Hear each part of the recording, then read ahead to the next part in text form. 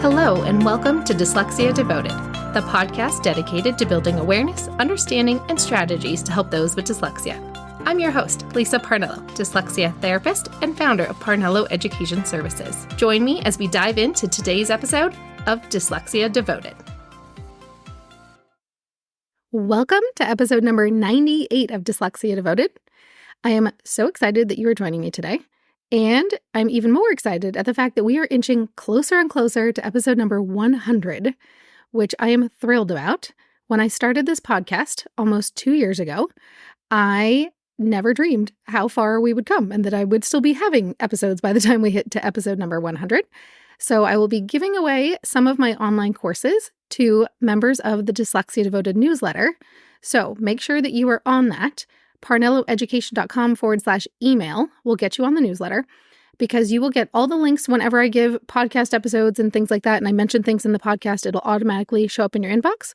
But also, you are the first ones to get exclusive promo codes that I don't give away anywhere else.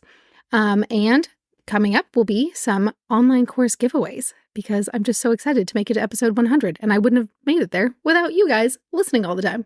And the other thing I'm excited about is summer break. I am cherishing the countdown to summer break.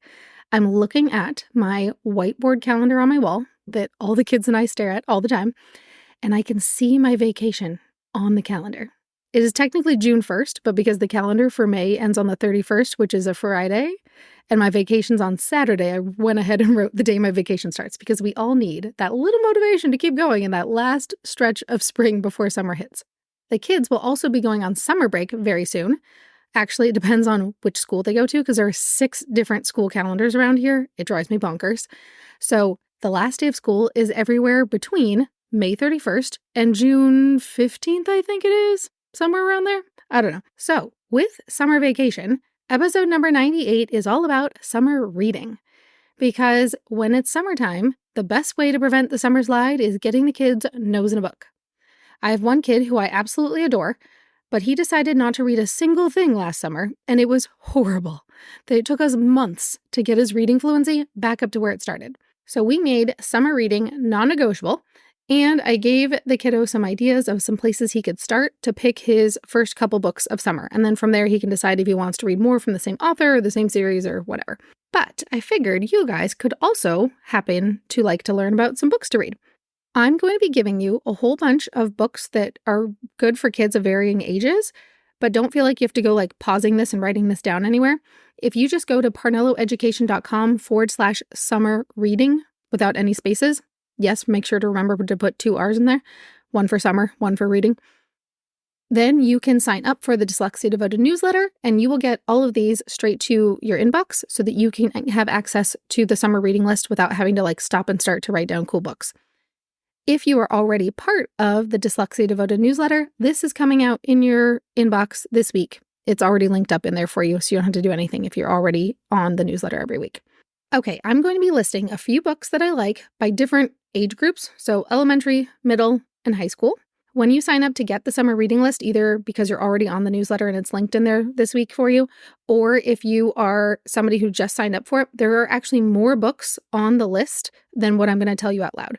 Because I had started creating the list last school year in like May of 2023-ish.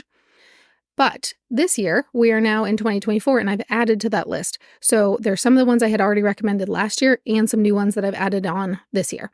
So remember, there's always more to come if you have the actual downloaded file compared to what I'm actually talking about today.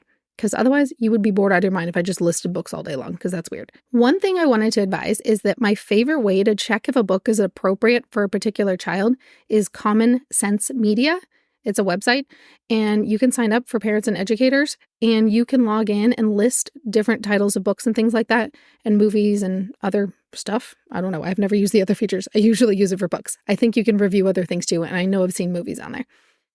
And it is a great way to find some unbiased information, and they have reviews from both parent perspective and kid perspective on what age group they think different books are appropriate for. And then they also rate it on a scale of like, how educational is it? Does it have any violence? Does it have any sensitive topics? Does it have any swear words? Things like that.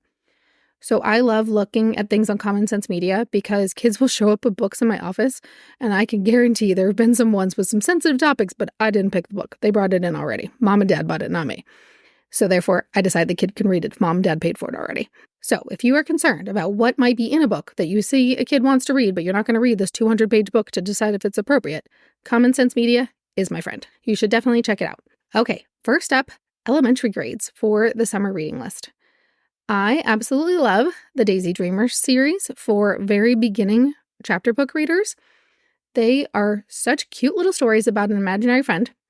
The first book is pink, which I kind of hate because then all the boys are like, ew, it's a girly book. I don't want to read it. But actually, it's an entire series about an imaginary friend that boys and girls greatly enjoy if they can get over the fact that the cover's pink on the first one. Next up, Diary of a Wimpy Kid. I can't even tell you the number of kids that love that book. Boys and girls, there's an entire series. There are tons and tons of books. You might see the cartoony pictures and think the reading's not that difficult. It is actually surprisingly difficult to read some of those words. It is far more challenging than most people give it credit for. Same thing with the Dave Pilkey books. They are graphic novels, so there's not a lot of reading on each page, which is really helpful for kids with dyslexia who get overwhelmed by too many words. But there are some challenging words that are in there. I also like the Here's Hank Zipser books, which are meant for the younger kids. There's 2 different versions of this book. It is done by Fonzie from the Happy Days show. Yes, I know he has a real name too. But either way, I figure that's how most people know him. And he has struggled with his own learning differences, so he made books about a kid with ADHD, which I always think is pretty awesome for kids to realize that famous people like Henry Winkler, his real name, also struggled with learning differences, but became super successful. Okay, that's it for the elementary books. Yes, there are a lot more. I'm just not going to go over all of them and read a boring book list. Next up, let's look at some of the ones for the middle grades. One of the new ones I added on this year is called Focused. It's about a girl who discovers she has ADHD and the process of getting tested and diagnosed and trying out medications and things like that. And then through this process, her friend ends up sharing with her that she has dyslexia and that she also has to use accommodations for her dyslexia. I love that there are 2 characters in this book that have very realistic representations of what it's like to have a learning difference. Another one that I added to this list is Ungifted, all about a kid who is really naughty and does something really bad, and, well, by kid standards. And then when he gets in trouble, they write his name on the wrong slip of paper, and he ends up going to the gifted school instead of getting suspended. And it's all about him being in the gifted school when he can barely pass regular school. I love that it shows that there's different kinds of intelligence for that book. One book that I always like reading with kids, and I've actually read it many, many times because I enjoy it so much, and the kids always do too, is called A Tangle of Knots. And there's also a sequel to it called A Clatter of Jars that's actually about a summer camp. In A Tangle of Knots, these people have different talents, and it is one that is told from different perspectives, and then eventually you end up seeing how everything all ties together, and it's really great for teaching foreshadowing and for getting kids to see how characters are intermingled and intertwined.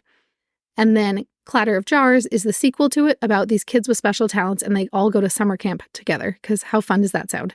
A summer camp full of kids with special talents, like making things float and having perfect balance and all sorts of other weird, funky talents. And the Hank Zipser books that I talked about in the elementary series, Here's Hank is the elementary version. Hank Zipser is better for the older kids, like 5th grade and up. So that would be another option. So that way there's different levels, because I know some of the kids find out they have learning differences at different age groups and can relate to them at different times. So I like that there's 2 different series based on the age level, and so there's different levels of difficulty for those books. Okay, moving on to the high school level books. Big warning here, these all contain some more sensitive topics that are honestly very realistic, and all the kids that I've read them with have honestly not been surprised by hardly anything in the book. And I'm very proud of the kids for politely giving me goshness and oh my fudge knuckles, and they would give me all sorts of other words instead of the word it is on the page. So you've been warned, there are curse words in there. But have you ever met a high schooler? They swear, they just pretend they don't. So there are definitely words of caution for the topics that are covered in the high school books, and these are all ones that kids have actually brought to my office, and I greatly enjoy reading them, honestly, partly because I want to know what they're reading about, so I know what social level we're hanging at when the kids come into my office, and some of them are just really good books. So the 3 series that I have been turned on to by these children that are not so children-like, they're like 8th graders, high schoolers, that kind of thing. There's one called One of Us is Lying, which is an entire series. So I'm actually on the second book of the series right now because I blew through the first book real quickly in like a week. So One of Us is Lying is the first one. And then I'm actually on the second one called One of Us is Next. And it is a murder mystery kind of series, but for high school kind of level. And they talk about very relatable topics for high schoolers. The next one that all the kids are obsessed with, that I have actually not gotten to read yet, but it is next on my to-do list of ones that I want to listen to. I'm finishing the One of Us series first, and then I will try this one next. So the next series is called The Good Girl's Guide to Murder, and they've all been greatly enjoying that one because murder mysteries are those kinds of things where it's harder to predict what happens next.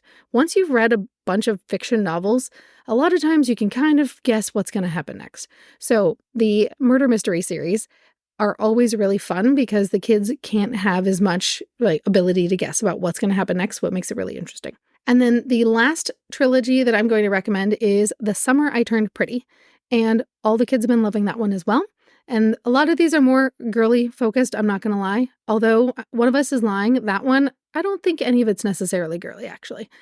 But the last two do have more of a girl theme to them. But A, let's celebrate some women empowerment. And B, all the high schoolers I work with right now happen to be girls. So this is what you're getting.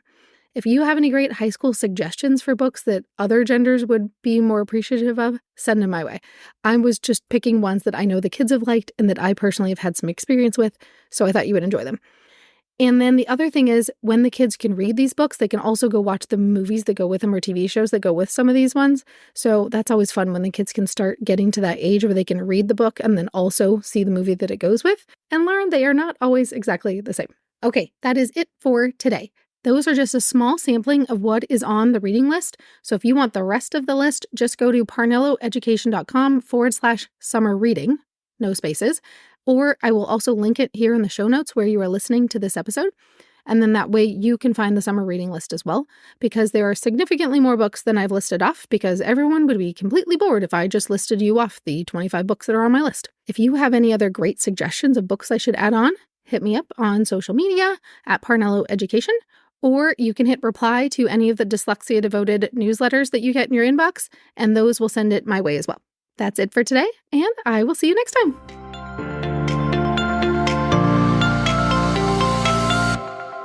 Thanks for tuning in to today's episode.